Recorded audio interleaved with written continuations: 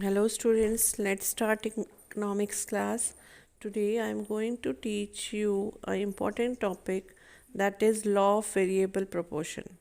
It is very important as a point of view of your exam. So let's see what is law of variable proportion. You remember that in the first class of production function we have seen that production function has divided into two parts, that is short run and long run. And I have told you that short run, the other name of short run is law of variable proportion. Yes, my dear student, the other name of short run is law of variable proportion. Okay, so let's start this topic. It is a short run period of concept in which there is change in variable factor instead of fixed factor in production. Like short run में हमने पढ़ा था कि there is a change in variable factors only, not in the fix factor. Fix factor में कोई changes नहीं थे. Now see the other definition of law of variable proportion. When a production is being held with variable and fixed factors, as we increase the quantity of only one input, keeping other input is fixed. यही है ना कि इसमें क्या होता है short run में, variable factors जो हैं एक चेंज होते हैं, variable factors will change but fix factor remain constant. Fix factor constant रहते हैं. TP initially increases at an increasing rate, then at a decreasing rate and finally at a negative rate. अब ये जो law of variable proportion है इसको भी 3 parts में हमने डिवाइड किया था. लास्ट में मैंने आपको शो किया था फ्लो चार्ट के थ्रू कि first there is a increasing rate, it is increasing, and second at a decreasing rate, we can say diminishing rate, and third it is a negative rate. Okay, third उसमें third phase में वो negative में आ जाता है. So let's see the assumptions of law of variable proportion. It applied in short run where variable factors will change but fixed factors will remain constant. It is very much clear to you this point. Now second is, this law is applied in production processes. Yes, this law is applied in production processes. There is a two factor of production, that is V, variable and fixed factors. Yes, there is a two factors of production in this law, in the short run law of variable proportion. Now fourth point is, technology will remain constant or same. Yes, what's the technology we are using that should remain constant or same in the law of variable proportion.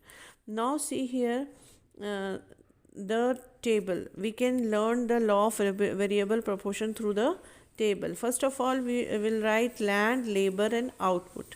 Land is here constant, this is a fixed factor. Land constant है क्योंकि ये fix रहेगा, 1000 and then labour will be variable here. Labour will 10, 20, 30, 40, 50, 60, 70. It will change. So land is fixed and labor is variable. Now see the output 1, 2, 3, 4, 5, 6, 7. Now through this we can find out the TPP. अब TPP find out करने के लिए हम कैसे इसको याद करेंगे? 1, 3, 6, 8, 9, 9, 8. ठीक है, this is our TPP.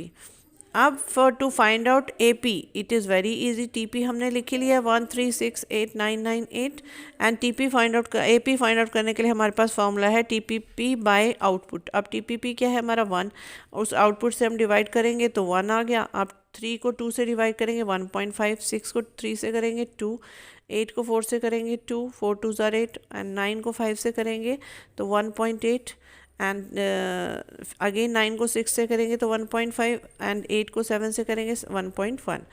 Through this we got the APP and TPP. आपको पता ही है एडिशनल यूनिट हम देखते जाएंगे. How many additional units are added now. 1 के बाद 3 में कितने एडिशनल यूनिट ऐड हुए हैं? 2. 3 से 6 में कितने ऐड हुए हैं? 3. 6 से 8 में कितने ऐड हुए हैं? 2. 8 से 9 में 1. 9 सेम कांस्टेंट रहा है 0. Then after that 9 to 8 less आ गया, माइनस में आ गया तो -1. So let's see here 1, 2, 3. ये मैंने आपको as a through flow chart भी बनाया है. 1, 2, 3 ये क्या है? फर्स्ट फेस हो गया, दैट इज इंक्रीजिंग रिटर्न और टू फैक्टर. ठीक है, इसको हम increasing returns to factor also हम we should say about the law of variable proportion. इसको हम रिटर्न्स टू फैक्टर भी कहते हैं. तो first we are increasing at a increasing rate, and in the second 3 2 1, इसमें देखो डिमिनिशिंग रिटर्न टू फैक्टर है ये सेकेंड फेज डिमिनिशिंग डिक्रीज हो रहा है 3 2 1, ठीक है. Now it should be in a negative, so third phase is negative returns to scale 1 0 -1, ठीक है. Now we should draw the diagram with the help of this table. Now see here, first in the x-axis we can show the output, and y-axis we can write down, we can show the MPP or TPP, MPP and TPP both. Okay, and now here we can start drawing the diagram. Like one output पे कितना है हमारा MPP, one output पे हमारा MPP कितना है 1, and 2 output पे हमारा कितना है 2. देन वी पुट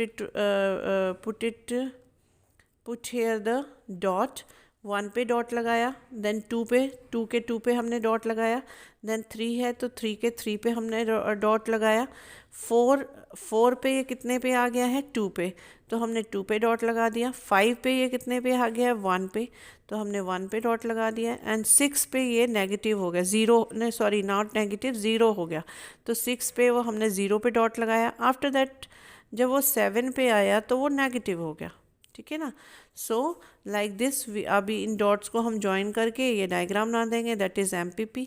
अब MPP का मैक्सिमम लेवल क्या है, जो MPP का मैक्सिमम लेवल है वो है पॉइंट ऑफ इन्फ्लेशन, ठीक है, पॉइंट ऑफ इन्फ्लेक्शन, ठीक है. Now see here we can draw the TPP. अब TPP भी हमने ड्रॉ किया तो 1 पे 1 है, एंड 2 पे 3 है, 3 पे 6 है, एंड 4 पे 8 है, 5 पे 8 है, 5 पे 9 है, 6 पे अगेन 9 है, कांस्टेंट हो गया है, 7 पे डिमिनिशिंग हो गई है वो 8 है, मतलब लेस आ गया है 8 हो गया. देन इसका जो है मैक्सिमम पॉइंट, जो TPP का मैक्सिमम पॉइंट है, दैट इज़ ऑप्टिमम पॉइंट कहते हैं उसे, और it's at the level of 9 पे वो मैक्सिमम लेवल पे आ गया है. So like this we have drawn the diagram. Now see all the phases here. First phase, when MPP are increases then TPP are also increases. जब MPP increase होता है तो TPP भी increase होता है. It is higher rate. This stage of production is called increasing returns to scale. TPP can increasing at a higher rate of interest, higher rate of scale. So that's why it is called a increasing returns to factor. Now see the second factor, second phase.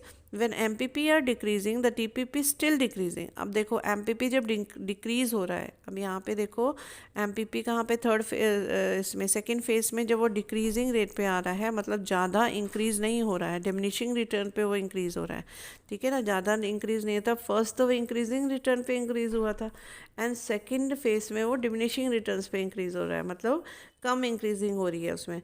Then TPP still increasing, तब TPP जो है वो still increase कर रहा होगा. जब वो diminishing return पे आ जाएगा MPP, जब MPP डिक्रीज़ होने लग जाएगा तो जो TPP है वो इंक्रीज़ होगा, ठीक है. TPP will still increasing but at a diminishing rate, but वो डिमिनिशिंग रेट पे इंक्रीज़ होगा. This stage of production is called diminishing returns factor. when MPP start decreasing, then TPP will also increase, but it should be in a diminishing rate. Now see this is one important note for that. When MPP is 0, TPP is maximum. This point is called optimum utilization of resources. अब यहाँ पे हमने देखा है जब MPP constant हो गया, MPP 0 आ गया है, MPP जब 0 लेवल पे आ गया है तो जो TPP है वो मैक्सिमम पॉइंट पे आ गया है. TPP will become at the maximum point, that is optimum utilization of resources. उसको हम optimum utilization of resources कहते हैं. Now see the third phase. When MPP is negative, then TPP starts decline. जब MPP negative आ जाता है, अब यहाँ देखो MPP नेगेटिव आ गया तो जो TPP है वो क्या हो गया है, डिक्लाइन होना शुरू हो गया है. This factor is called a negative returns to factor. Okay, now we will see the reasons for increasing returns to scale. अब इसके रीजंस देखते हैं कि क्या रीजंस हैं कि वो इंक्रीज हो रहा है. ठीक है, first is better utilisation of fix factor. जो फिक्स फैक्टर हमें मिला है लाइक लैंड जो है उसका बेटर यूटिलाइजेशन हो रहा है. Now second is better coordination between the factor of production. Yes, जो भी हमें फैक्टर्स दिए गए हैं उसकी कोऑर्डिनेशन जो है, जो हमारे लेबर्स हमारे आउटपुट है वो हम उसका बहुत अच्छा यूज़ कर रहे हैं प्रोडक्शन के लिए.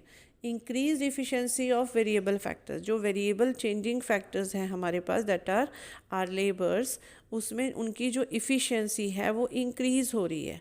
दैट्स वाई फर्स्ट फेज जो है हमारा इंक्रीज़ हो रहा है, इंक्रीजिंग रिटर्न्स टू स्केल है. Now see the reason for diminishing returns to scale. अब डिमिनिशिंग लेवल पे क्यों आ गया है उसका रीज़न देखते हैं. That is first optimum combination of factor. Optimum combination of factor is there. Now second is poor coordination between labor imperfect substitute.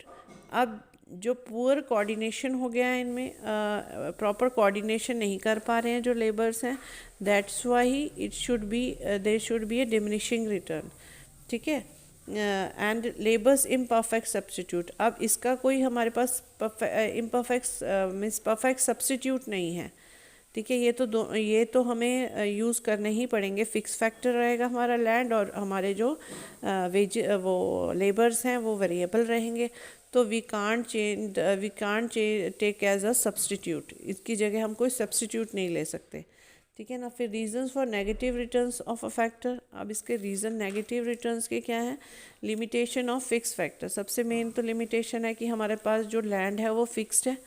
Second है poor coordination between fixed and variable factors. Yes, there is a poor coordination between, क्योंकि land हमारे पास fixed है, labour हमने ज़्यादा appoint कर लिए तो there will be a poor coordination हो जाएगी. अगर हमारे पास लेबर सपोज 3 लेबर्स उस लैंड में पहले हमने 3-4 अपॉइंट किए थे, उस लैंड में 4 लेबर ही वर्क कर सकते थे. After that we have appointed 6 labours, तो 2 एक्सेस हो गए हमारे पास. Then there will be a poor का कोऑर्डिनेशन हो गया. वो लोग अब कोऑर्डिनेशन ही नहीं बना पा रहे हैं, अपना काम अच्छे से प्रॉपर डिवाइड नहीं कर पा रहे हैं, और because of that they will fight with each other. That's why there will be a poor coordination. This creates a negative returns to scale.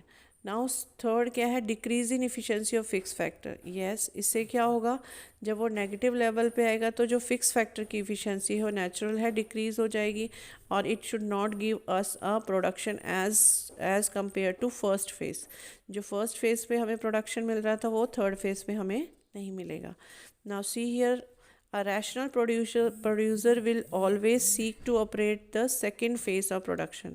जो हमारे पास प्रोड्यूसर्स होंगे वो क्या करेंगे, ओनली सेकेंड फेज पे प्रोडक्शन करना उनके लिए वो प्रेफर करेंगे. That is because second phase of production producer will get maximum level. ठीक है ना, प्रोड्यूसर मैक्सिमम आउटपुट मिला है उसे, that's why way TPP is maximum. तो वो मोस्टली जो प्रोड्यूसर्स हैं वो प्रेफर करेंगे सेकेंड फेज पे प्रोडक्शन करना. So today our topic of law of variable proportion has completed here. Thank you. Have a nice day.